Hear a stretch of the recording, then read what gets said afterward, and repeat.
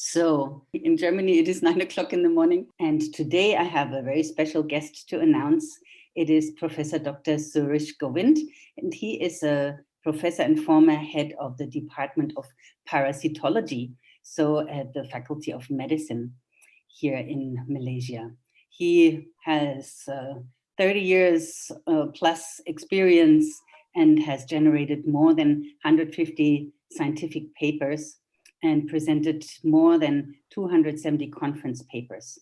Wow, that is really amazing. But I think his real passion besides this is lying in humanitarian things and human values that he has also written books about. And we are really glad to have him here with us. Dr. Suresh, are you ready? Thank you, Elka. Thank you. Good morning for you and good evening to the rest of the people who are linked up to this particular subject. Thank Dr. Silby for kindly extending the invitation, and thank Cansurvive, which is not really a stranger to many of us.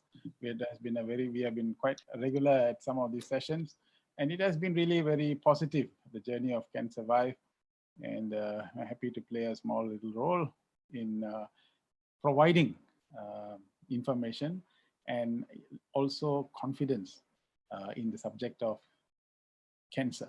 So today we are talking about the role of positive thinking in healing and curing cancer. It's a big subject, and I want to just start off. So today is a afternoon for us here. So those of you who are tuned in to spend a Saturday afternoon listening to a talk may not be exactly the best cup of tea, but there you are. So you are here.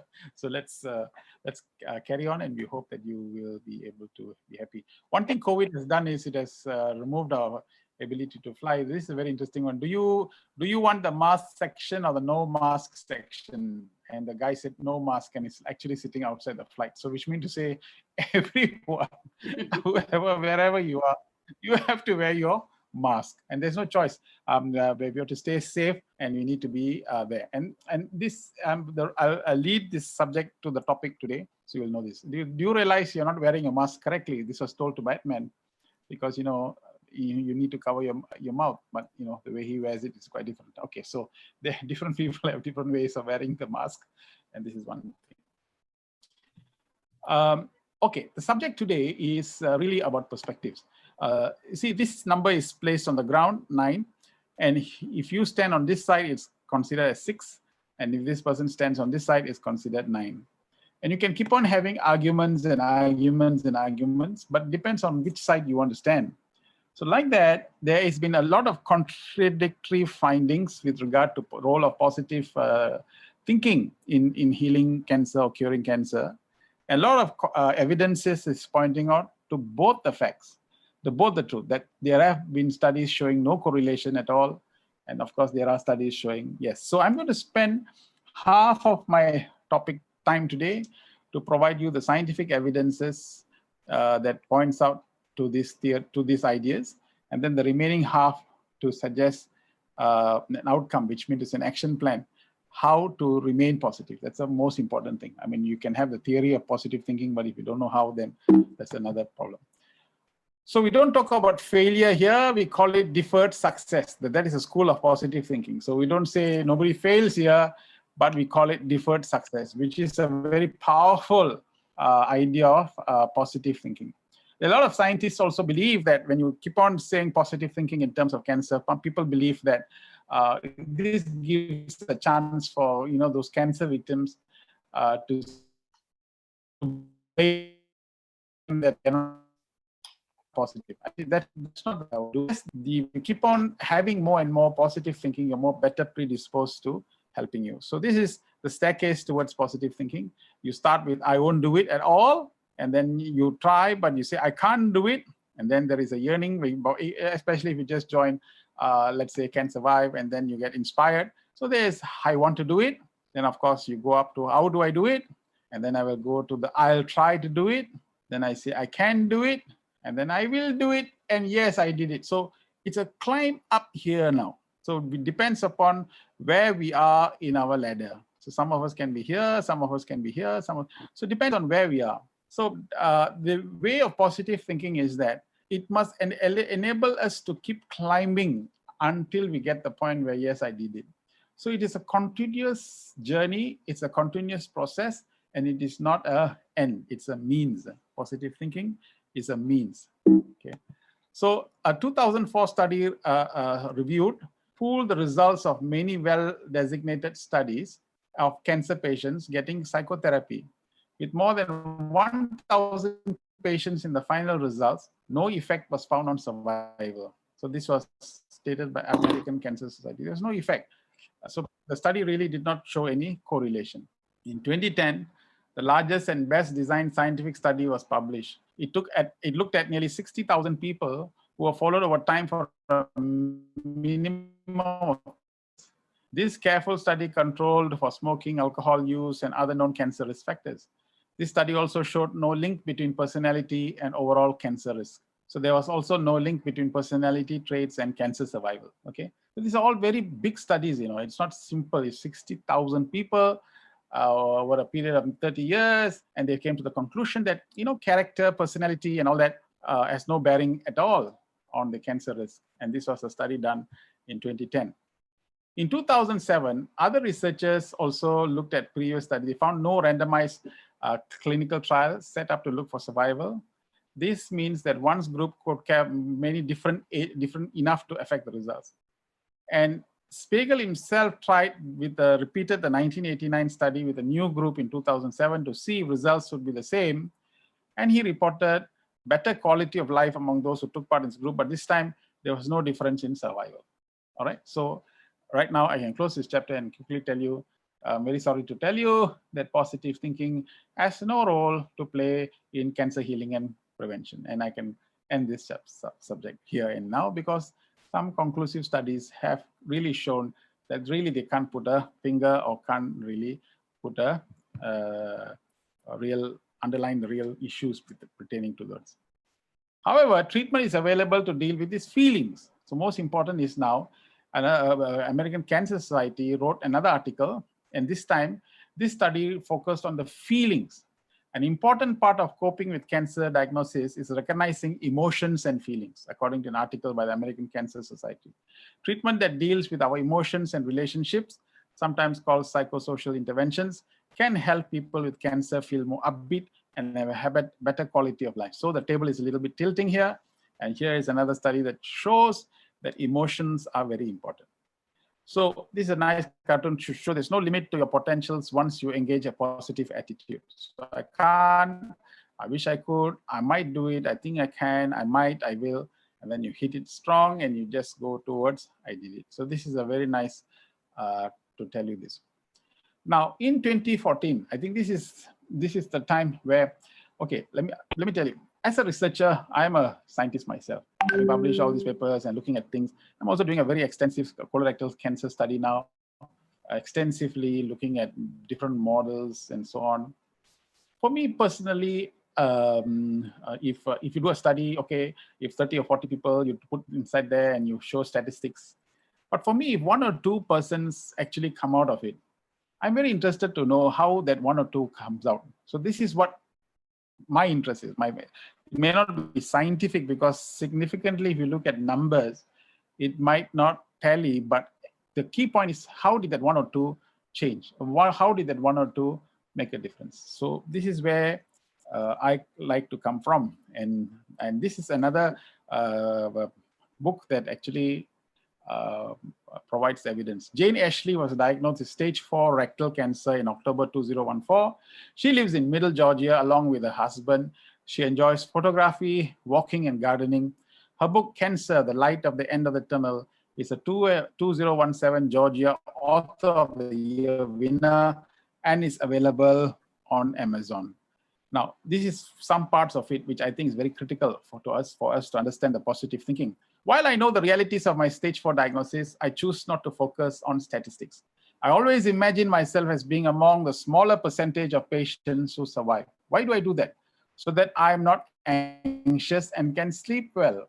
So that I can look at the 5-day weather forecast and plan a photography excursion for 2 days from now. So that I have a reason to begin writing another book with the expectation that I'll finish it. So that my husband and I enjoy lunch out. so that I can reach out to a fellow cancer warrior who's having a difficult time and offer encouragement. So I prefer to be happy and positive. I do my best not to be anxious over upcoming scans. I try not to panic if I have a transient ache or pain. Instead, I seek joy on a daily basis. And because I'm seeking joy, I find joy. Being positive might not save you from cancer, but I can almost guarantee you that if you are positive, you'll find meaning in your life as well as happiness for every day that you live. And the last I checked, she's still happily doing what she's doing. Now, this text is a very important text because it demonstrates a subject that I'm going to speak about now. You see, what he says is that I always imagine myself as being among the smaller percentage of patients who survive. Okay, so what did you do? Oh, you always imagine yourself as being among the smaller percentage of, that means you are putting yourself into the into the group that can survive. So what's happening here? You're activating your creative visualization. If your creative visualization, you're putting yourself into that bracket, you yourself is altering what? The level of consciousness. So that I'm not anxious and sleep well. There you are. So when I put myself into a positive state, I'm not anxious and I can sleep well. A lot of us, sometimes you find that we have issues in sleeping. And then this sleep thing will always affect also your food intake. And you may take the wrong kind of food. And then you may have the wrong kind of thoughts. And then you may have the wrong kind of perception. And then you may have the wrong kind of attitude. So everything is connected. So what we are trying to say is that this entire spectra called life is very, very interrelated and connected. So now she says, I'm not anxious and can sleep well, so that I can look at the 5-day weather forecast and plan a photography excursion for 2 days from now. So she's already planning. So look, she's not in a consciousness that is telling her that she's sick. She's in a consciousness that's planning something for her life, something bigger, something greater. And now she's planning another book. Wow. Not only she's changing the entire field. She's in one field, she's changing the entire field to play another game. And therefore, she and her husband so that my husband and I enjoy lunch out, so they can reach out to fellow cancer warrior who's having a very difficult time and offer encouragement. So this is what it is: continuous changing of your thoughts to something else, and you find that then you experience all these things. So positivity is taken from a person who survived cancer, and she's really doing well. So this is another thing, that cancer patients benefit from positive thinking can boost survival traits.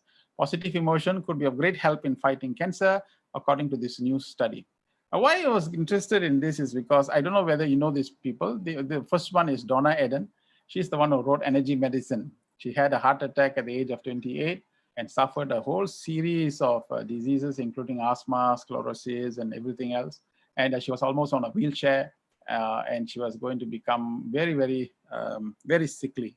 It's then that she turned and she said she's a mother of her children, and she cannot allow herself to do so. So she herself created a positive change in her life, and as a result became one of the most amazing healer. And she's written this book called Energy Medicine. It's a very nice book. I've read that, got that book when I was in UK. Very good book. Joe Disenpa, this is another individual who is a cryo practitioner, but he had a spine injury in the mid 60s, I think, 1968, if I'm not mistaken.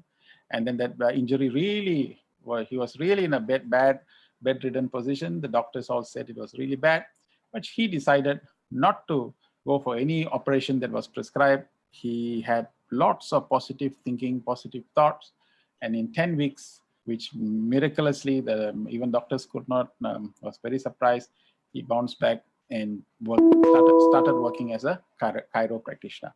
So these are two amazing, incredible evidences, proving to us that mind can be over matter. They did another study on multiple personality disorder, where one person having 2 or 3 different personality, when they come to the hospital, this person will have very high sugar level, amazing sugar. So they'll take the sugar, they'll take the blood and check high levels of sugar and things like that. a few days later, when the individual comes with the other personality, there's no clue or no indication of diabetes. It's some other problem, medical problem. And doctors are very puzzled. And this is one of the best evidences to link that the diseases is actually a manifestation of the mind rather than the body. So the mind-body connection is something powerful. Again, demonstrating the role of the mind and the body. This is multiple personality disorders. And a lot of studies have been done on this example. Then, of course, comes placebo. Placebo, many of the times when you have medical drug trials, when you have drug trials, you always give a group of control patients with similar colored drug in the same manner, so that it mimics the kind of, mimics or stimulates the patient to think that this is the drug that has been given. To mimic the example, to follow that idea that they wanted to remove the thought of the fact that your own thoughts are the ones that are actually responsible for the cure. So this is to give more credence to the medicine. They even did this in operations. They imitated or mimicked the operation on knee injury, and they didn't do anything else. They just anesthetized the patient, and then after 2-3 hours took him out. And those patients felt real great mobility after that, not realizing that the doctors really didn't do anything. And this is all evidence, and these are all things that are already written and people have published these papers. But to demonstrate what? To demonstrate that the power of the mind over matter. Now, this is a very important thing as to medical, and some of you may not be too keen on this, but just I'm going to make it as simple as possible, just to let you know that we are all connected. This is a thought. Thought is where? Thought is in the brain. The thought in the brain can influence what? Can influence the stomach. So the neurotransmitters in the brain is connected to the neurotransmitters in the stomach, which is why when you're going for interview, if you notice, you will get butterfly in the stomach. Why do you feel butterfly in the stomach? Because your anxiety and the head level is transmitted and affecting the stomach region, and therefore you feel butterfly in the stomach. Why? What would happen then? Then you find in the gut, you have trillions and trillions and trillions of gut microbiota. This is another area where I'm also doing research now. Gut microbiota, where hundreds and thousands of various types of bacteria, and the profiling of this bacteria determines the kind of personality. And this is the very amazing relationship between what you think and how the bacteria are going to be activated. And these amazing trillions of bacteria has a role to play and triggers the immune system. So therefore, what I think has got a very great, amazing responsibility and influence over your immune status. So lately, some people have been ringing me up and feeling very anxious about COVID. So I said, how do you get this? What brings you to experience this anxiety? And they tell me that they've been watching this CNN, and all this news that comes along. So I said, listen, if you are not having the ability to process the information, then you should not watch it at all. Why unnecessarily watch something and then get affected and have anxiety and fear coming into you? So it is critical that we need to know how to process this information, because any information that goes into your head has an influence over the stomach and the gut, and the gut has an influence over the bacteria. Bacteria has got influence over the immune system. So more and more anxiety you possess, you are actually getting to become more and more predisposed to the idea of an infection itself. So it's very, very critical to understand that everything in our system is interrelated. What you think makes a very big, large outcome. Just by a simple element of fear or some element of anxiety, you can actually have problems. So this gut-brain axis connection is an important thinking now. So positive attitude can help you in all walks of life and even in cancer. A study done by the Israel Institute of Technology shows that positive emotions can be helpful in fighting cancer. The study was conducted on mice and explored the role of the brain's reward system. According to the study, some immune cell subsets like myeloid-derived suppressor cells support tumor growth by suppressing anti-tumor immune response and by generating a favorable environment for the tumor. And this is MDSC is a regulator of the immune systems, meaning the point that I just made is now providing you the evidence to show this connectivity done on experiments carried out in mice. Scientists added those similar studies have given inconsistent results, and most research focus on negative emotional states, such as states as depression, and the impact of a positive mental state on cancer biology, which really is largely unknown or speculative. The power of positive thought can help cancer patients live longer by boosting their immune system and so on. British Psychological Society conference described how women diagnosed with cancer and trained in relaxation techniques develop more cells to fight the disease. Professor Leslie Walker of Hull University worked with 80 women who were diagnosed with breast cancer. All received normal treatment, including chemotherapy, but half trained in relaxation technique. They were able to visualize the body defense system, and you find that after that, they were able to increase their killer cells. This is a very important finding. Important finding meaning, if we know how to have practice creative visualization, actually we can't do this now because it's too short. Otherwise, next time if they invite me, and maybe we can do a creative visualization technique where we can actually create an amazing opportunity for more and more cells to increase immune cells and more state of happiness. So you can actually revert back and you can feel very good and feel very, very positive about yourself. But this is our studies showing you, this is not speculative, this is not hypothetical, this is not esoteric. These are real science studies showing you that by creative visualization or relaxation technique, immune cells can be more enhanced. So people with most distressed by diagnosis were 32% more likely to die from cancer, which means to say, if you're distressed about something or even be distressed by the news, then chances are your systems are already kicking in, 32% more likely to die.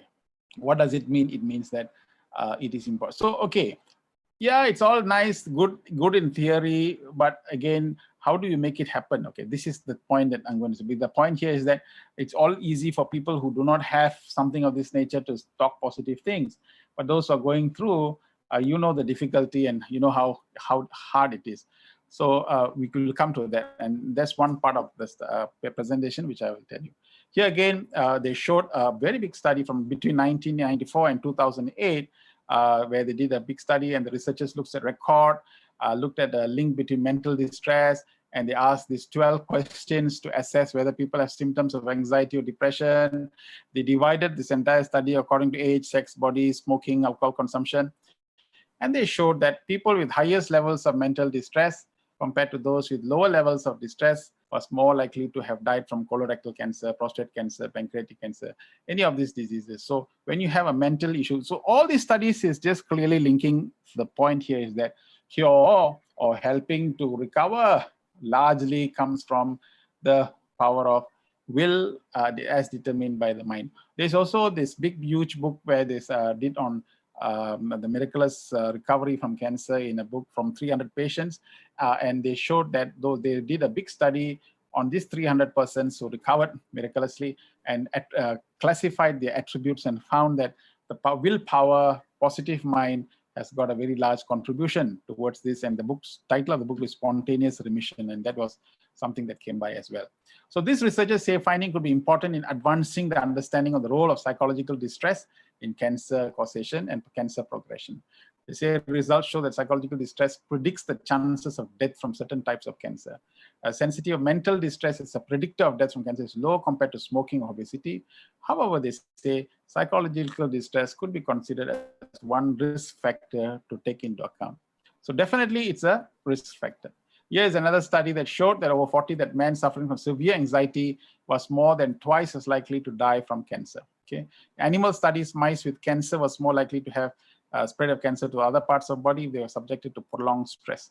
We did a study on mice as well, and we showed how infections can actually spread when the mice become stressed up, and we showed that stressed up rats can actually harbor more infection. We also demonstrated that the cancer spread was far more in rats that we were able to stress them up. A woman using beta blockers slow the heart and can trick the body into believing it's not stress have been connected with lower chance of cancer, again demonstrating the mind. So all these studies showing, this is another one that showed it's a mouse model of pancreatic cancer exposed mice to chronic stress, and the investigators found that after 5 weeks, the stressed mice had larger tumors. So this is another study that showed that tumor growth and stress at some relationship together. Okay, so numerous papers have shown contradictory, but we are more and more studies linking the role of mind, and study in Taiwan found that patients with anxiety disorders had an increased risk of developing prostate cancer. All right, so, okay, and then the other main thing as well, as you know, when you have anxiety or fear or any of these things, this also triggers some genes which can overlap to cancer as well. So cancer genes are common with mental disease associated genes. So technically we are not saying it's genetic, but the more and more emotions, negative emotions you possess, then it can also overlap with some common genes, and that can trigger this as well. Okay, so now comes to the second part of the talk, which first part I think proves, provides a lot of evidences that the mind is the can be a contributor and can be a, let's say, decider of how it can be. So healing is a state of consciousness. Now, I'll explain what consciousness means in a short while. So we really need to find a solution, but the problem is the other way. We have to go along with where the problem is. We need to look at where the problem is and find the solution, and then click the button so that we can get the right idea. So the whole idea is to climb the ladder of consciousness. Ladder of consciousness means we must increase the consciousness levels, which I'll show you how. And we know basically that earlier we talked about conventional medicine, which treated body as a biomachine. But now the perception of medicine itself has changed, where people are now talking about Einsteinian medicine, vibrational medicine. Last time they talked about neurohormonal connection, but now they're bringing in the energy. Last time they see brain as a biocomputer, but now mind and the spirit becomes the true source of consciousness. So a lot of new schools of thoughts have come in to bring us better and better grasp of vibrational medicine. Okay, so healing is a spontaneous, and I think in one talk before many years ago when I came to Cansurvive, I don't know when, I did speak about this lady called Sindhi lady in Hong Kong, Hanita Murjani, and she wrote a book on Dying to Be Me, and I think you must get a chance, just have a look at this book. It's really inspiring. I read that book once or twice. It's really very inspiring to see a person who's really suffering from very bad cancer, and she literally died on the table, and then how she returned back, and what was the experience in which all the cancer that she had, all the tumors, she had immediate amazing cancer remission, and she was cured. So how did this happen? And this happened simply because, and her theory is that consciousness got altered. And Einstein said that beautifully: a consciousness at a level where the problem is created, you cannot solve that problem if you are at the same level of consciousness. So you got to change that level of consciousness. And this is what Anita Murjani is saying, that the consciousness has to change. We have to change the consciousness. There was a very cautious woman who never laughed or played. She never risked, she never tried, she never sang or prayed. And when one day she passed away, her insurance was denied. For since she never really lived, they claim she never really died. So this is a nice poem, but it clearly shows that the higher and higher consciousness one possesses, there will be the whole perspective moves from energy, goes to a level of higher levels of energy. And you find that, again, going back to the scientific theories and evidences that we have provided, you find that certain people's behavior, I'm like that, I'm sort of like, what to do? I'm always getting angry. And why are you getting this? My character. My character is always that I always should be angry. And this is because of my habits that I have formed over the years. So I'm such an angry person. And therefore my actions and my habits are formed as a result of repeated actions.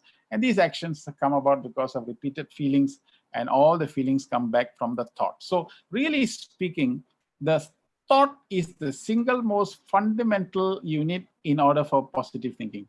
So the thought, the single most response, which can influence the feelings, which then regulates the actions, forming the habits, creating the character, and determining the behavior. This cycle is a very important cycle for us to remember, that if you want to intervene this, you have to change the thoughts. Now comes new truths.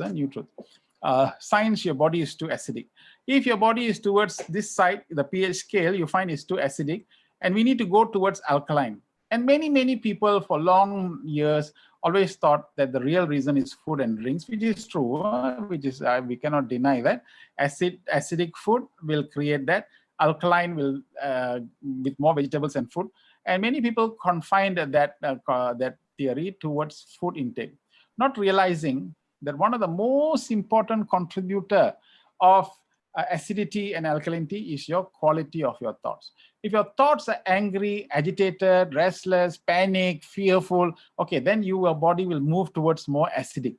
But if your thoughts are more calm, tranquil, very relaxed, and you find that it does not matter, but I will do what I can do, you know, that kind of quality of thoughts, that will make your body move towards alkaline. So these are studies also coming about demonstrating the influence of your thoughts over your quality of your thoughts, quality of thoughts improving your pH, the acidity and alkalinity of your body. The body must continue to remain in alkaline situation, but the acidity comes about because of our extreme thoughts. Now, when we inquire and ask people, oh, they'll always reply back, I'm not like that. Sometimes, you know, sometimes I'm like that, sometimes I'm like this, but generally I'm okay, I'm happy and all that. But the more and more you question, you'll find a lot of people carry a lot of things in their heart. Sometimes certain things happened many years ago, but we carry it in our heart. And all it needs is just a simple recall, and then the floodgates opens and tears flow out, because you're carrying that luggage for so many years. And there's a lot of weight that individual carries. So that is the kind of thoughts which triggers anxiety, fear, and some or other influences all the perceptions that we have about the world. So quality of thoughts determine the kind of acidity or alkalinity of the body, and the more and more alkaline you have, the body becomes normal. But when it goes towards acidity, and you know acidity is a predisposed condition for cancering the cells. Now, this is the level of consciousness. In the book called Power versus Force, yeah. One of the best books that I've read is the book on Power versus Force, that actually relates consciousness to kinestheology, subject on kinestheology, and you actually can measure this, showing different levels of consciousness and how you interpret accordingly. Example, if your consciousness level is only 20, when you see a beggar on the road, you will interpret this, your perception will be, oh, dirty, la, disgusting, la, disgraceful, okay, all that. So that beggar is not dirty, disgusting, and disgraceful, but that picture of that beggar is interpreted in this manner because our level of consciousness is low. Supposing our consciousness level is 30, then it comes to be the feeling goes to guilt.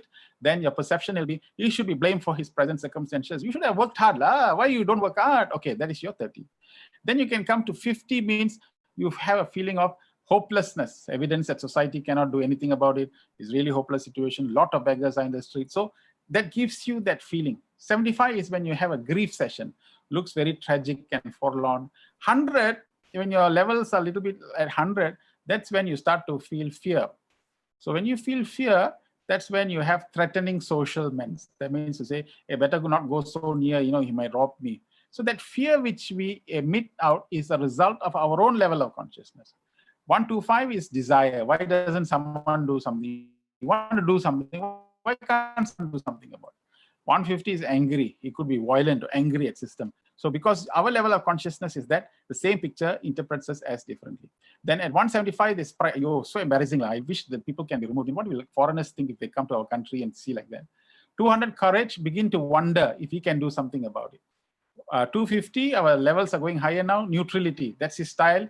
He's not supposed to be doing this. 310, with the willingness, let's cheer him up in a spirit of volunteer. When you come to volunteer, it means that your consciousness levels are high. 350 is acceptance. Let's go and listen to him. He may have a story to tell and something that we have to learn. At 400, there's a reason. He could be the symptom of the current economy. At 600, it becomes higher. He could have transcended social norms, a joyful. At 600, he could be a saint for all you know, and he could have transcended social norms, and he must be a person with the joy and wisdom. Now, it's the same picture. The point here is that the same person, but everyone who passes there, based upon the level of consciousness, will interpret that picture or interpret that person according to the level of consciousness. I'm just trying to tell you how levels of consciousness influences perception. So how we see things in the world outside is largely influenced by our level of consciousness, which will determine the kind of thoughts, which will then determine whether we are acidic or alkaline. Do you know, a lot of people, when we tell like this, yes, Suresh, all this is good, but whenever you hear this word but, it means that you're going to switch back to your stress levels. But you should butt out the but. You know, whenever somebody tells you, this is nice, this is good, but stop it. No, I don't want to hear. Finish. So when you come to the word but, the mind is switching back into that mechanism by which they're habituated by a long while. So, so I'm just grading the levels of consciousness and showing you how this can be. So the whole idea now is that we need to increase the level of consciousness in our life in order to become positive. And when you're positive, the body moves towards alkaline. And when the body moves towards alkaline, then you find that everything becomes restored, you become positive, everything comes back to its normal state. So in which case, there's a better chance for healing to take place and so on. Okay. I don't know whether have you ever heard of something called Can-Can? You know what's Can-Can? Maybe.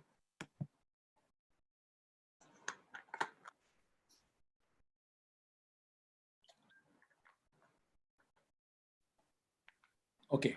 Can-Can is a dance, a very active dance. It's a dance that, you know, very vigorous sort of dance. So if you want to, well, we are not encouraging you to do this dance, but I like this word can because can means, it's like can survive. You know, you have this can survive. So you take the first word can and put another word there. So it's can. So it's a specific program to remain positive. So I'm going to orientate you to a program that allows you to continue to remain positive, because positivity enhances consciousness, influences perception, regulates the kind of thoughts, and shifts the body from acidity to alkaline. Okay, so these are 6. So the CAN is 6 letters. So for each letter has got an abbreviation for that. Can. So the first one is how you see. These are all nice words. So you can, if you have a, handphone, you can just take a snapshot of this. How you see is more important than what you see. Perception. So the first C is change perception. Change your perception. Change your perception means how you see is more important than what you see. You know, Suresh, my daughter-in-law. Oh, you. Okay, you start your story there. Now that's a very sad, pathetic story which you're entering into inside. So why is that so? Because you see your daughter-in-law as a potential threat, therefore taking away the son, and therefore my intimacy with my son has been reduced because you. So you see, all this comes into me, which I block, which I see with my perception. You have colored the perception. So the point here is that change the perception. Change the perception is a very important part in recovery and cure. Look at the way the world is. Change differently. Don't see it in the same manner as how we have been actually seeing it for years. It is actually different. So how you see is more important than what you see.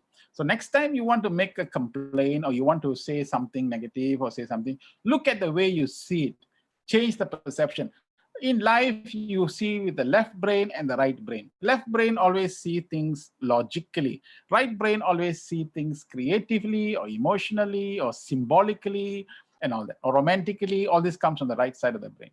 So when you see the point of thing and you change your perception, just change the perception of the way in which you look at people, look at events, look at seeing things, you are sending very strong signals to your brain. The brain can get rewired. There will be new pathways that are formed. This is the first sign of helping the individual to becoming another individual. Most of the time, we can make a definite change in the way in which we see things. I don't think I can live long. Okay, how you know that? Oh, because I saw a lot of other people doing that, and therefore this happened. Viktor Frankl, in the search for meaning, when he was thrown by the Nazi camp, the Nazis really tortured people, and there was nobody who can survive there. But Viktor Frankl, who was also thrown into the pit and was there to die, he pretended to die and was under many bodies. But as soon as the Nazi soldiers left, he crawled out from that pit and slowly walked back and traveled across And today, I mean, he has published many PhD theses for himself. He has written many, one of the amazing books that he has read, In Search of Meaning. So what made him survive compared to all others? All others died, but he just continued to live because he had a different paradigm in. He always felt he could go out. He felt he could survive. He felt he could be positive. So he changed the way he looked at things. He changed the way things can be looked at. So in a very amazing way, you change your perception. How you see is more important than what you see. So the first C of can is change perception, number one. Number two is that what's your anchor? You see the C there, the boat is now tossing, the lightning is coming, the boat is tossing, but the boat is quite steady because you threw an anchor here. So what's your anchor now? Your anchor, if you are getting tossed, if the fear is coming, the anxiety is coming, tossing. So what is your anchor? The anchor is anchor can come sometimes in the form of a prayer. Yes, anchor can come in a motivational story. Anchor can come in the poem. Anchor can come anchored in some beautiful words. Anchor can come from just this statement of saying, hey, you know what? I don't care whatever happens. I don't see. I'm sure we will be able to achieve that. So when you have such positive anchor, you find that the ship, however he's tossing in the top of the ocean, will always find some element of stability. So what's your anchor? So C, change your perception. Decide what the anchor is. Anchor, A is anchor. Throw the anchor inside and you find that, and have a firm belief on that anchor. Believe in whichever, that is either your divinity or your God or some motivational stuff or something that makes a lot of difference. So when you have a very strong anchor, you find that stabilizes the ship really. So having an anchor and having the faith in that anchor is a very important part, CA. And the next one is that detect the triggering negative thought. This is a very important process. Negate the negative thought. Now you look, negative thought is like a fence. You see this fence, and there's a hole in this fence, and the dog can enter into the house, and many other animals can come inside. How did the animals come into the house? Because of this empty hole. The hole in the fence. How did the hole develop in the fence? The hole caused somehow or other hole was created, and animals now can come inside. Okay, now the question is, this is a very important question. Question is, always you find negative thoughts when it come inside, it's only one thought. It's the first, that most important is the triggering negative thought. Something, one incident, and then it will drag us right inside the quicksand. So the not great people, I will say the positive people it's not that positive people are not negative. Oh yeah, let me just tell you that. Positive people, sometimes the negative thoughts also come, but they realize and detect the negative thought. So when you detect the negative thought, oh, I'm not going to think like that. Moment you do that, you negate the negative thought. So what happens when you negate the negative thought? You disallow the negative thought from dragging you to the depth of the quicksand. Now, if you notice an anxious thought or a fearful thought, it comes inside, it takes you inside. See, I give you a classic example.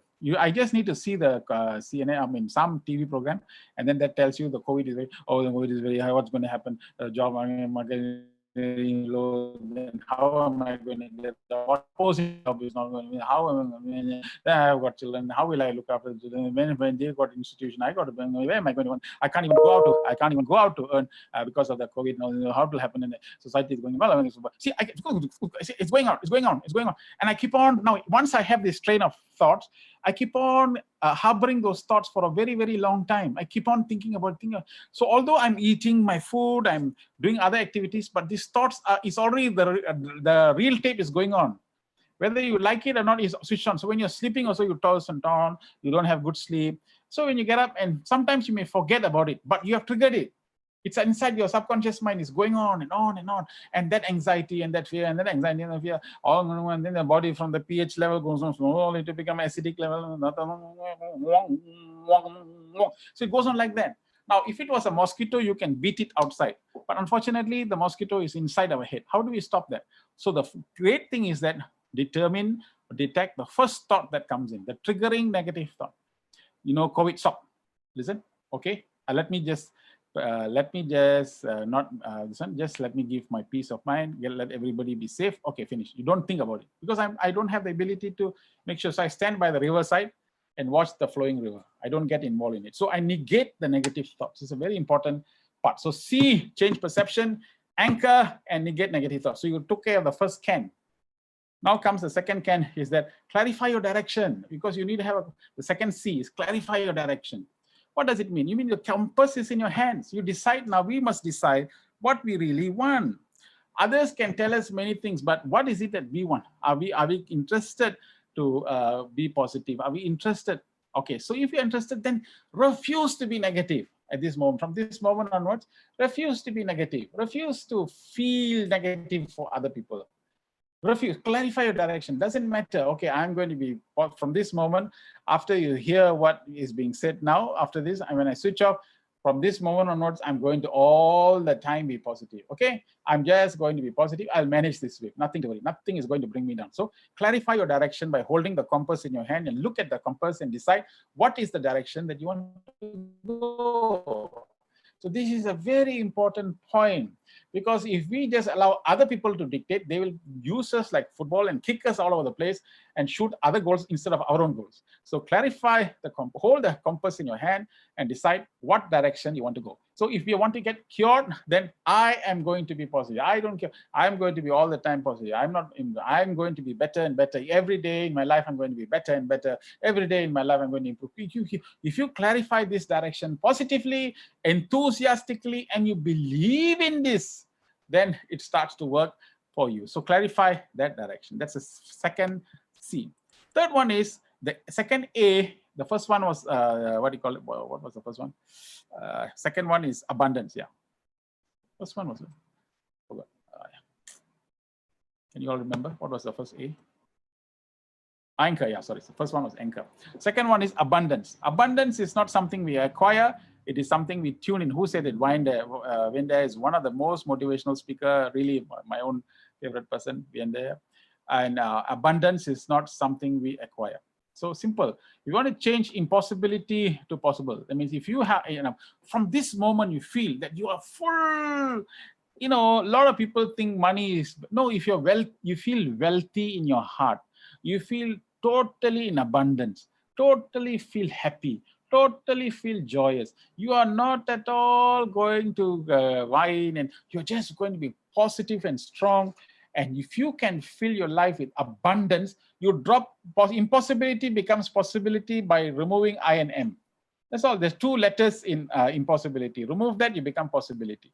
How you remove this I am is simple. I becomes ignorance, and M is the me and the my. I is ignorance, and M is the me and the my. How do you remove that? That means to say, forever we are conscious of our own self. I don't know, I. So it becomes a very strong me and my. So now we expand. I don't live. I want to live for something else. I want to live for something bigger, something greater, something. Change that consciousness by having a higher vision.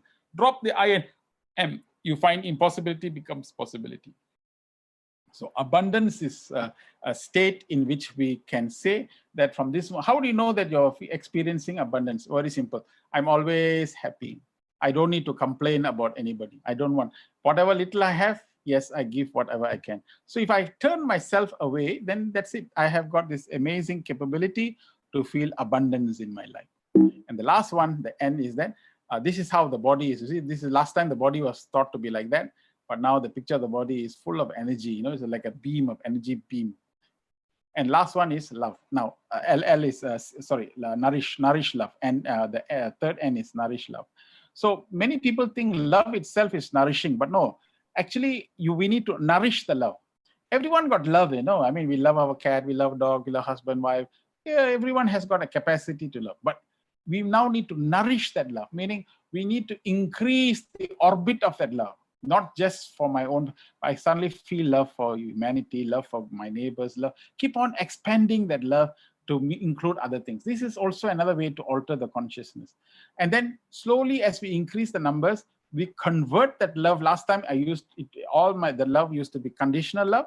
Now we go towards unconditional love. That means to say whatever anyone says, I continuously will love that person. Doesn't matter, because my point is I want to nourish love itself. Not love is a nourishing thing, but I want to nourish my love by transforming my love from conditional to unconditional, and loving small to loving big, big, big. So when I have this can attitude, you find that I can be able to change my aura and make that aura become better. And this is it. So I would like you to please take a snapshot of this one and keep it in your handphone.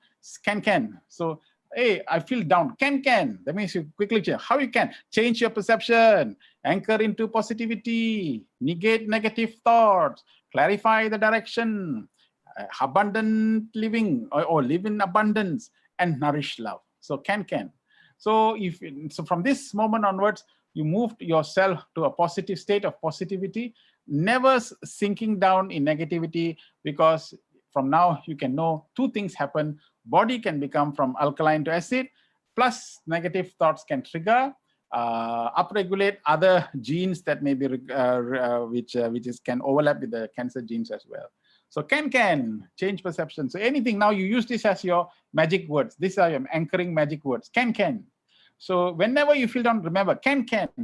So what is can? Change perception. I go, oh, what's my anchor? My anchor is this. So why am I not thinking about this? Why am I not negating negative thoughts?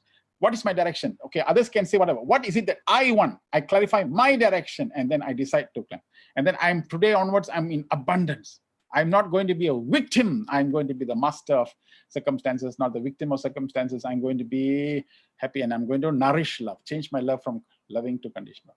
So if we can do that, then you find, you see, a very frustrated person, you can see the heart rate is like this, stress-producing heart rhythm.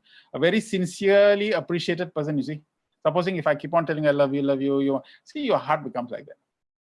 A person who is not having enough love, kindness, that's it. So in our life, all of us today, at 92 or 93 of us today, make a declaration that from this moment onwards, I will take the time and the trouble to give love to everyone who comes to me, and make sure everybody flourishes in love, because I am abundant. I'm full of energy. I'm enthusiastic. From this moment onwards, I will give everybody peace. You see, this is the ECG.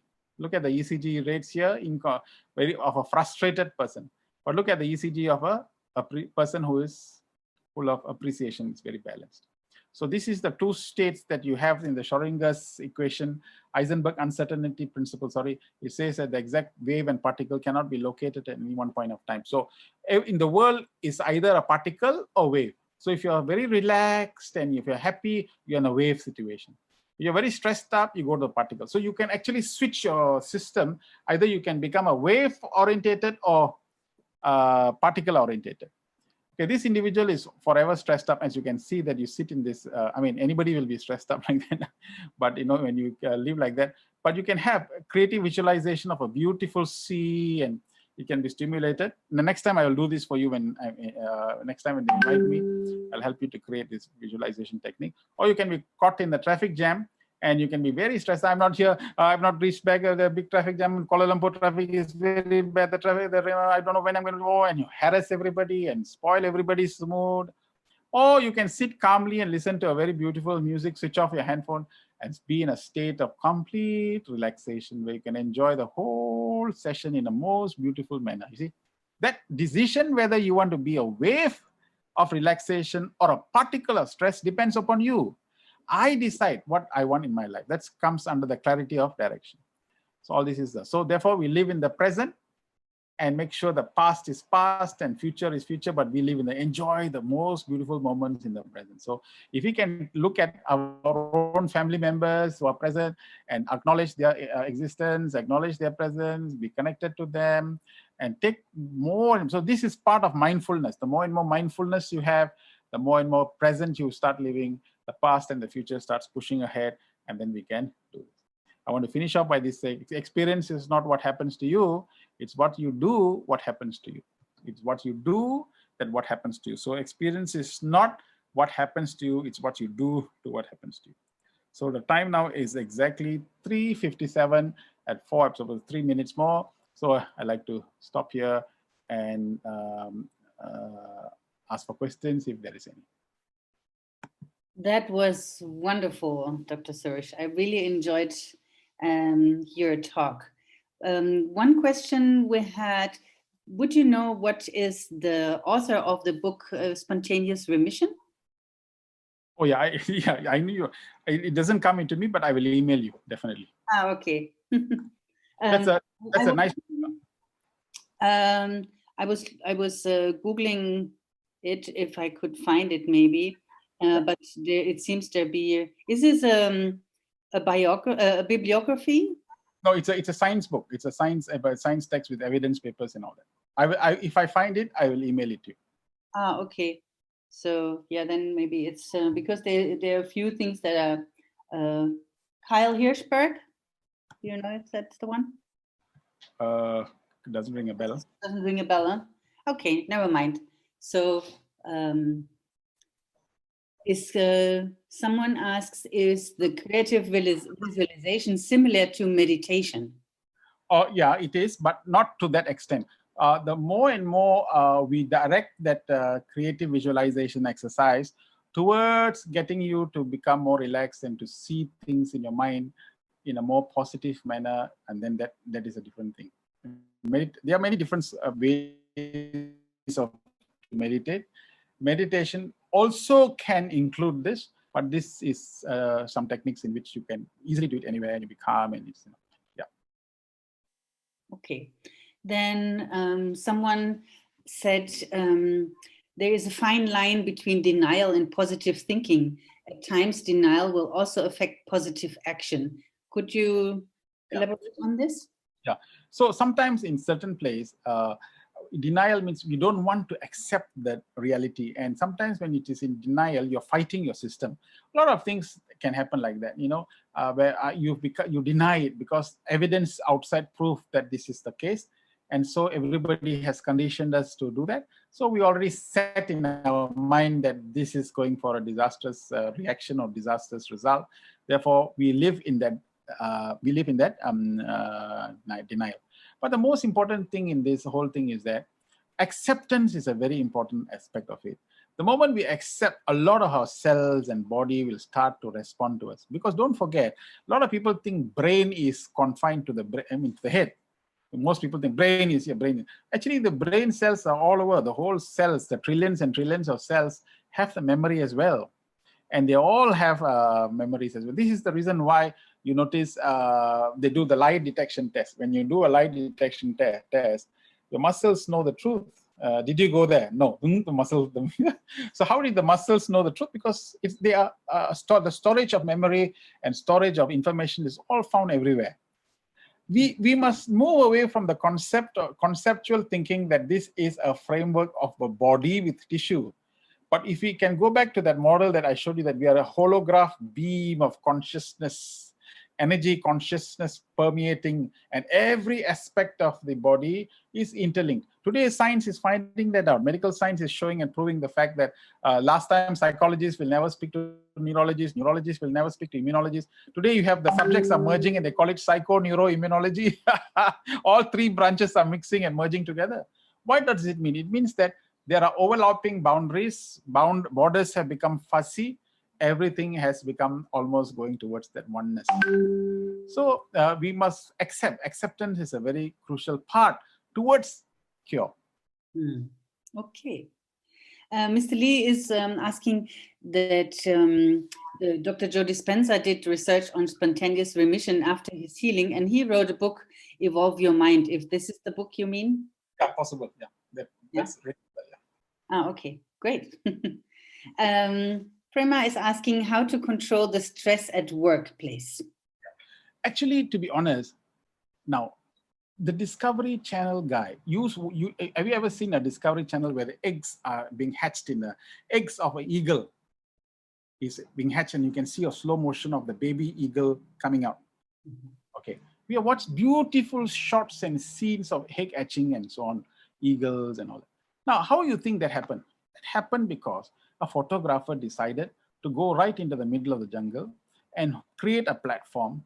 No eagle has ever told the photograph, come day after tomorrow, I'm giving birth to the egg. He doesn't say that.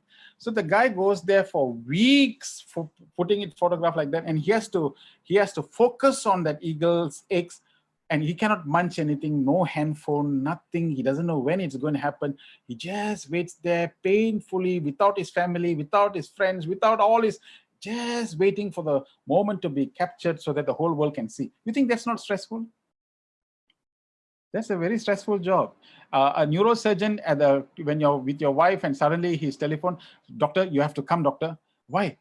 We are in danger. And he leaves everything, rushes to the hospital. 9 hours surgery, 8 hours surgery, really pain. He comes out. You think that's not stressful? They are very much more stressful jobs. But ask a neurosurgeon whether he's stressed or not. Ask that photographer whether he felt stressed or not. Because in life, we must discover the joy in that stress. Your stresses are generally coming by not because of the job, actually because of people. The job never can give you stress. It's the people, irritating people who all the time is around you, giving you instructions of all kinds of things. Yeah, those are the kinds of stresses that you need to manage. But then managing people is part and parcel of life.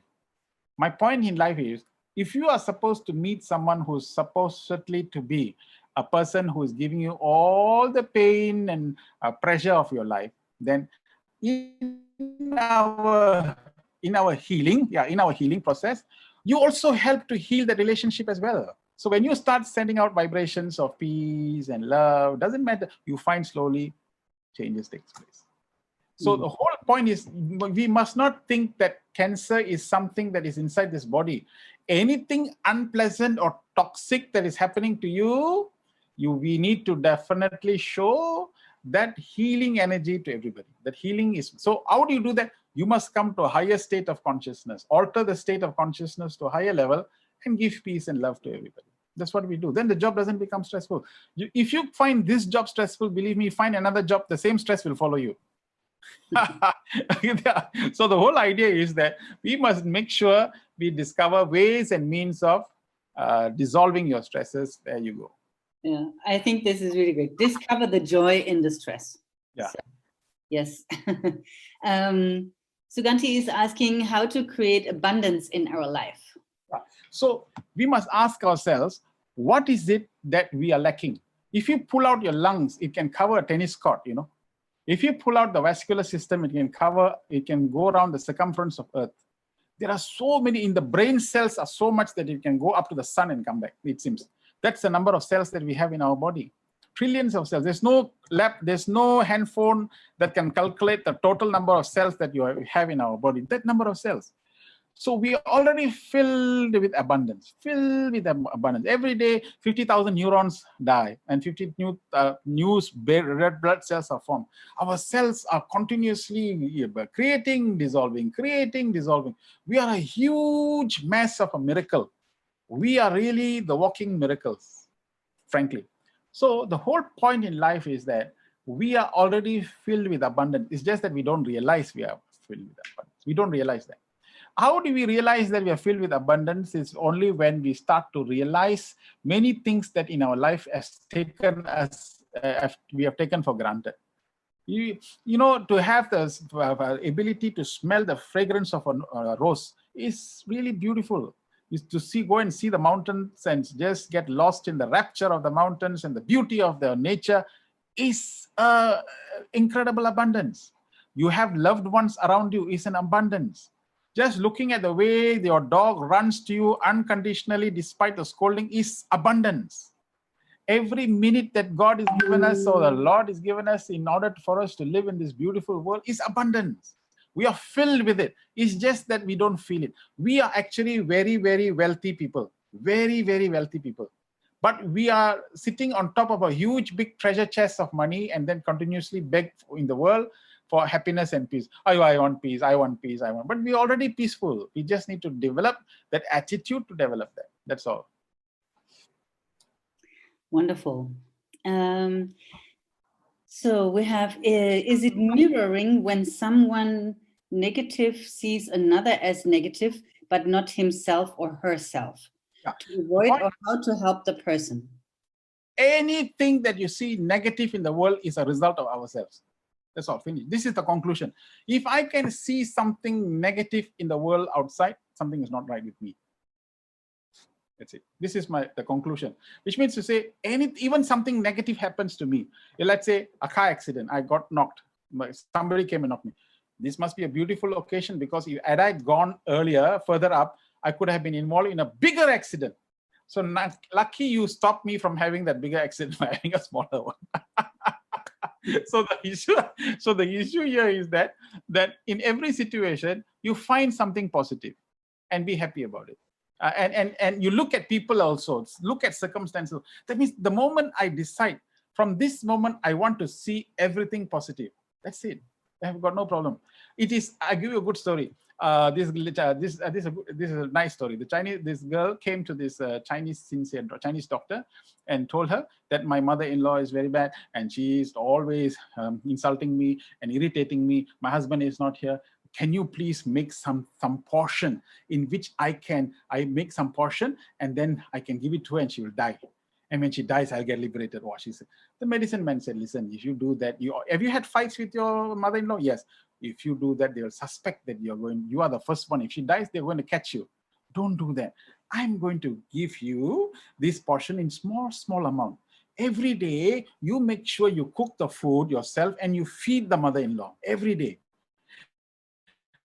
But don't worry, as time goes by, the poison will go inside, and after weeks, she'll die. So nobody will suspect you, and you've already demonstrated so much of love, so they won't suspect you. She said, that's a very good idea. So she started making the food, and then put a little bit of the poison, and then every day she'll call the mother-in-law and feed her. And the mother-in-law, seeing the daughter-in-law feeding like that, she also decided to be loving towards her. And so the relationship blossomed in the few weeks that had both of them became closer and closer because she saw the daughter-in-law is feeding. So the mother-in-law also began, the relationship grew and both of them were very good.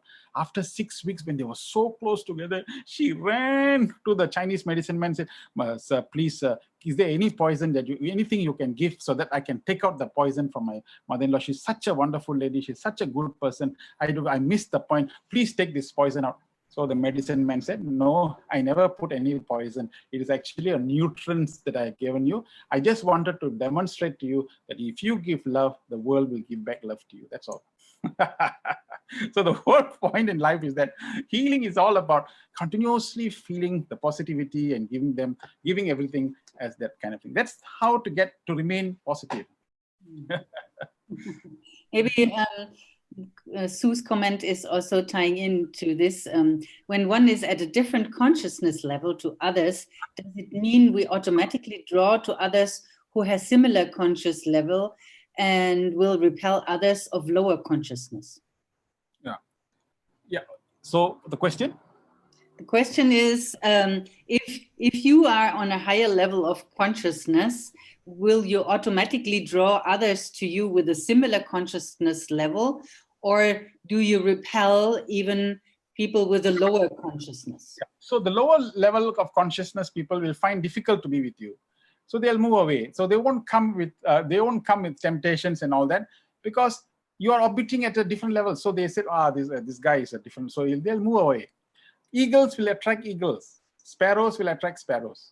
That's all. So the fact is, when you start moving in there, you will attract good people and your conversations will be good. The way you see things will be seeing differently. That's it. So the whole idea is that if you start moving towards this positivity, positive people will come around you in a great manner. And everyone is beautiful. And it's interesting also, even people who become not so high also, when they join this group of positivity, they will get imbibed as well. Why go so far? Even these groups that now we're having, there are 88 or 90 people. So you'll find some people are different levels of God. But by listening to all this, suddenly you find more inspiration, more enthusiasm. Then slowly the other habits all drop off. And then we slowly move towards something positive. That's the idea of why we are being in a group, because we need to be reminded constantly of what our consciousness levels are. So we need people who are higher to pull us up as well. So that's why we always nice to go and listen to people, see people, feel people, so that you want to be constantly inspired. Because doesn't necessarily mean that if you are inspired, you will remain inspired, because a lot of things in life can puncture that as well. So continuously to keep in a fraternity is a very important concept in this, in curing. Yeah. Someone is asking if you think that stress is the main culprit of cancer. I think you answered that already during your talk, that it is definitely a big portion, it is not all, right? So there are other factors but stress is definitely a big portion. But maybe you would like to elaborate a little bit more. Yeah, it contributes, because we've done this experiment. It was in fact, we did this in our lab where we stressed up the mice and we found, stressed up the rats, and we found them. It was a very amazing experiment, but we published that paper to demonstrate how with stress you can increase your infectivity, and also showed stress increases your cancer growth as well. We showed that. We have already proven that it is not something, this is not something that is there. So if you keep on having stress, now the key question now to ask is, how do we know we are stressed? Because a lot of people who are stressed up don't even know that they are stressed up.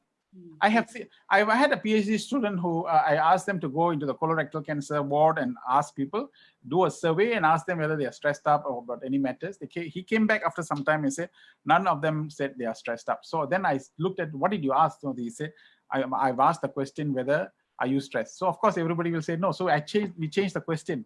Are you sleeping well? Did anyone close to you pass away recently? And suddenly you found 85% of the people fall into the category. Most of the time we always carry something else in the head. You know? Even your little bit of your anxious thought, so daughter is already 30-something, not married for a long time. I don't know how it's going to happen. Why is she not going to say, what happens to me if I die? And who's going to look at? So, okay, just that thought itself is a situation in your system. It's already there. It's already occupying your brain cells. Your brain,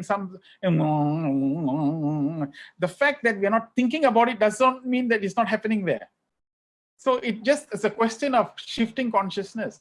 So when it is emptying, it's a classic example. Someone fell in love last time, and then the girl or the boy it did not matter. And then many years later, why are you not getting married? Oh, no, I don't know. I mean, were you not in love before? Boom, tears comes out. So you're carrying that particular hurt that person has caused for years. Otherwise, there's no business for tears. So in other words, a lot of us are carrying all these things, and these are emotions, and people think it's natural to carry these things. It's okay, it's natural, it's a human being. Actually, it is not true. Omar Khayyam said, tears are given to man only for shedding tears of gratitude and happiness, not tears of regret. So in other words, the whole issue of life is that we need to find reasons to be happy. We need reasons to forgive other people. We need to just be on this journey of an amazing discovery of our own selves and discover that we become a great asset to society and mankind. I think the thing is really to make every day that conscious decision to go there actively. It will not come to you just because, you know. So you make a decision to go there and be committed to feel these positive feelings. Yes. Okay, so do I have any left? Okay. Instead of stress, we can be more discriminate if we can consider unmanaged stress responses over extended period and more frequent. Yeah, the whole reason why the stress mechanism is put inside our head, I mean, now biologically, is that when you're walking, suddenly you see a tiger in the jungle, you need to make sure that you have the fight or the flight response must come in. So it's a body mechanism to evade the stresses. Now, that is once in a while you see a tiger. Supposing every day you see a tiger, then how? Then your whole body is going to be continuously affected by this. The problem now is in life is there are so many tigers in so many different forms of competition in your office. Other people are getting promotion. You are not getting the desired promotion. The job is not sure. My love life is messed up. My children are not listening. So many things are messing us up in many ways. And then we continuously, I don't know what's going to happen to my son. He's not studying at all. See, it's there. It's in our system.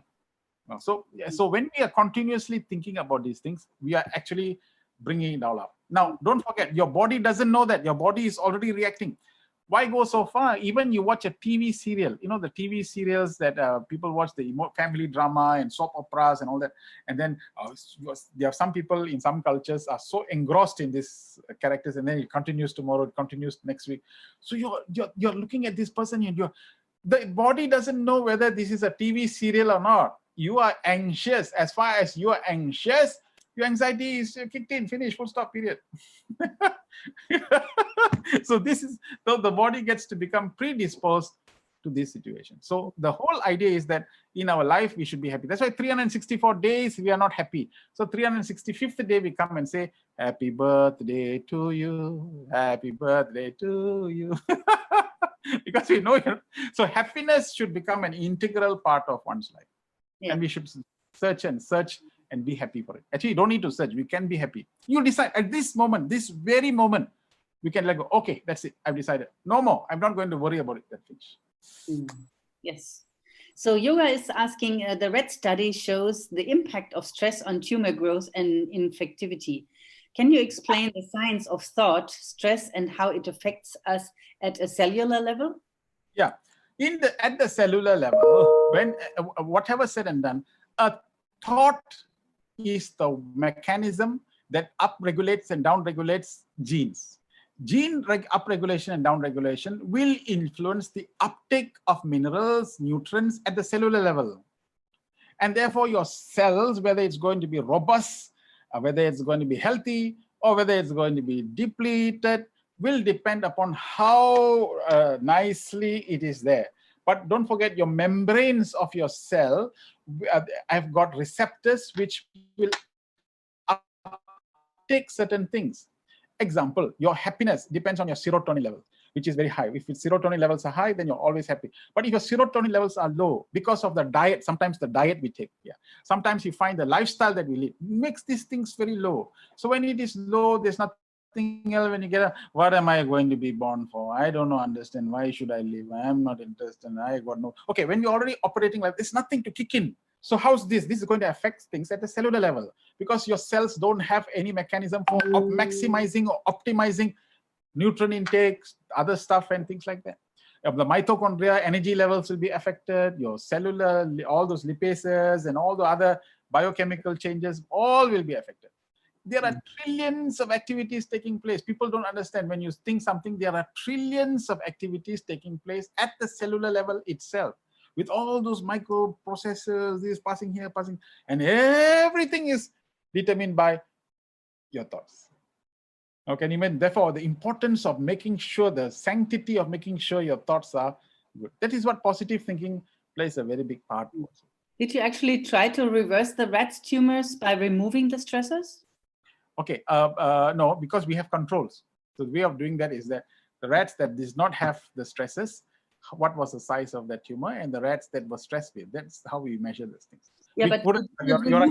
Stressors and then look if the tumor was shrinking. No, you're right. We could have done that, but we didn't do that. Yeah. Oh, okay. That would be interesting too, right? Very true. Okay, let me see. Always having feelings of sadness. What to do? Can I would say. Can. Question now asked is, what are you sad about? Is it because that someone passed away, maybe, or what is the sadness about? Because if somebody passed away, then you got to have two situations here. There's always in every culture a period of mourning which we allow. So that period of mourning is to give you a chance to reconcile with the situation and accept the norm. Now, if you extend that period for a length of time, now this is the point where we have to be careful because thoughts also have got an influence over other things as well. In fact, it will also affect the quality of those who are departed. Yeah, so it is important for us to make sure that we should be happy for those who have departed and make sure that we return back to happiness. So you must start to discover, why am I unhappy? Do you know a lot of people like to be unhappy because it gives you a lot of self-importance? Yeah, I am very unhappy. I'm like that. Because it gives you a lot of I goes on in my system. So I cannot be like that. I'm a victim to second. So people like to play that role, and they love to play that role and be sad. Sadness becomes a major indicator to keep that identity of the I and my. And keeps it. That's why we said impossibility can come to possibility. You remove the I and the M, the ignorance and the me and the my. So if you remove these two things, you'll find that the happiness comes in. So we must sit down and decide what is it that is making you sad. Okay, if it is achievement, maybe you not achieve like compared to other people, which is sometimes even in my life, it was the case. When I was doing my A-levels, I failed my exam and I looked around and I saw everybody else succeeding. And then I was only one who was a failure and I didn't know what to do and all that. So and my father wanted me to be a doctor, and therefore Then one day I really decided, clarify my direction. Since my father and mother wanted me to do, so I decided to do things to change life. So I started to move away from that element of sadness to do something with my life, to do something positive. So I'm not speaking from some hypothetical, esoterical viewpoints of philosophy. I'm telling you directly from my own experience how these things happen. So today where I am is because of a change that I imposed upon myself to make that change. Yeah, wonderful. So I will have two more questions and we're just in time. So the first one is, why humans continue to suffer when we are so well endowed with infinite intelligence within us? So this infinite intelligence can only gather for you knowledge. It is like artificial intelligence. You can have a lot of knowledge. Having knowledge itself does not mean that you can become. Problem with knowledge is that you should know how to translate that knowledge into wisdom. I think there is a bankruptcy of wisdom. There is an enormous amount of knowledge, but wisdom there is very little. People are not translating many of these things into actual ground rule. Many of us know that smoking is bad, but really, do you think people are quit smoking? Many of us know drinking is bad, but who's quitting drinking? Until you come to liver cirrhosis, then they start to decide whether they should give up. So we are not translating knowledge into wisdom. And this result of not having the wisdom, not having the guidance to translate knowledge to wisdom is the single root cause of why today we are failing in every sphere of the world. Today we have got how many PhDs coming out in every university? Thousands of universities are unleashing how many millions of PhDs and masters, graduation ceremonies all around the world. The world should be in the brink of health and brink of prosperity and economic wisdom. Why is it not happening? People must see whether are we generating people with knowledge or are we generating people with wisdom? There's a strong difference. In those days, people had a lot more wisdom than knowledge. Today, we have a lot more knowledge than wisdom. Yes, that's true. So, and the last question is from Yoga. What is your take on the top 3 ways to distress oneself? Yeah. So the top 3 ways to distress myself. Number 1, visit, when you have a chance, go to a funeral. Stand at the funeral ground, watch the scene. This is my motivation. I'm not telling you, I'm just telling you what I do. So when I imagine myself in the coffin. Of course, my coffin has to be a bit longer than most people because it's 6 feet 3. So, okay. So, so now if I'm in the coffin, I realize, what is it that I can take? I can't take anything. I can't take my awards. I can't take my rewards. I can't take anything. I just will go. And I'll have a few people crying there. So then it makes me think that is the first thing that I must now start to do, is that one day I'm going to leave this world. And it can be tomorrow, it can be next week, it can be next month, next year, 10 years. One day it's going to go. So the most important thing that we must now understand, life is transient and life is temporary. Full stop. This is the number 1 knowledge. If we cannot have this knowledge, I think everything else, all other knowledge is really, it's not the truth. This is the first knowledge we must have. Second knowledge, once you know it's transient and temporary, the second one I must do is that, how then I can make a difference in my life, because life is transient and temporary. This is what the difference that I must make. Third point is that while I make a difference to my life, can I also make a difference and make sure that all other people's lives, can I touch as many people as possible in the process? So while I transform my own life, is there a purpose, is there a process in which I can touch other people's life? So if I have these 3 alignment very straight, first I know life is transient, I must transform myself, and then I have an effect. Oh, that's it. I'm okay.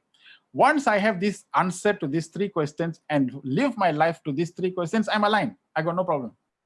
And everything that comes accordingly, I will address it with these 3 perspectives in life.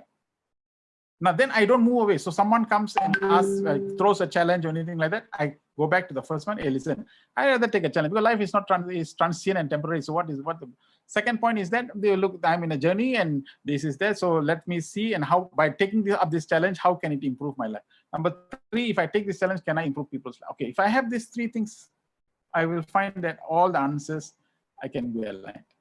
A lot of people don't answer this first question. That's the problem. See, you have a relationship. But people, I just go around, I love you, I love you, love you. You know, so transient and so feeble about it. People don't say, hey, look, you are transient, you are temporary. She's also transient, she's also temporary. Can you have a relationship that gives a meaningful relationship for a long period of time and make sure you have sustainable happiness? Because this relationship can result in a child which should inherit the best happiness from both of us. This question must be there. It's not a temporary pleasure, but a long-term gain. That is wisdom. No, it's okay. I know, I don't care about it, and that's it. And what happens today? We have in many countries teenage pregnancies going up like crazy. Government support, all these things happening because we are not willing to translate knowledge to wisdom. We are going for short-term pleasure, long-term gain. Why? Because you're not aware that life is temporary and transient. You're only given a short period of. We don't have that knowledge, or it's blinded. That's it. Yep.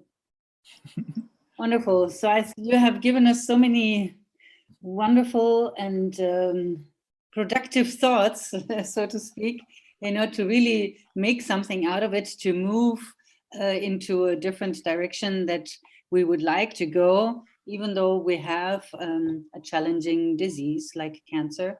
And so it all comes down to how you consciously create something different for yourself, right? So I would just think reading up Anita Mujani's book or other people's book, Donna Eden's book. These are people who have gone through, hit it, and they came back. That's it. So I now want to be in that those category of those people. I want to be there, not in that other category of people which people say cannot. I want to be here. Why? Who are you to tell me that I should be there?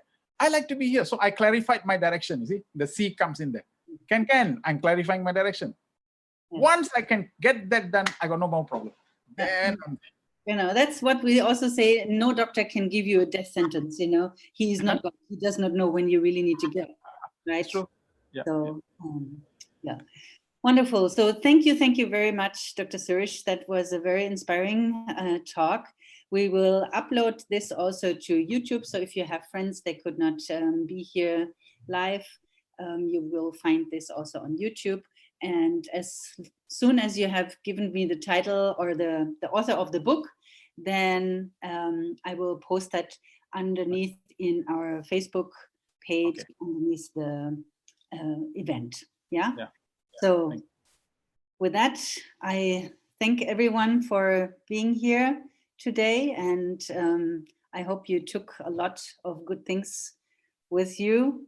Definitely the can. I like the can. Yeah. Okay. So have a good Saturday evening all together. And we see you next month. Thank you.